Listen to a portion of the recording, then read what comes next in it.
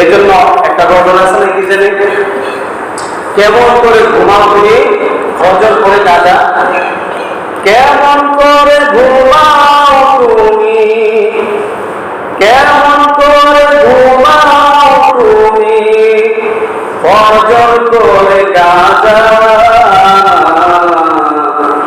এমন তো হতে পারে জোরে জানাজা তোমার, এমন তো হতে পারে জোরে জানাজা।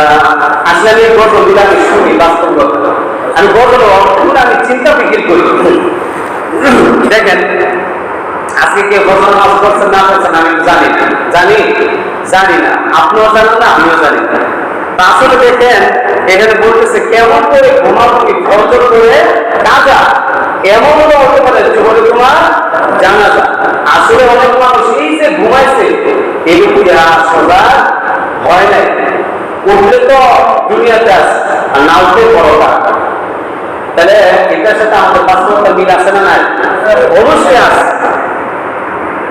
এমন তো হতে পারে জোহরে তোমার জানাজা। মুসলমান হয়ে জন্ম নিলে, মুসলমান হয়ে জন্ম নিলে হয় না মুসলমান,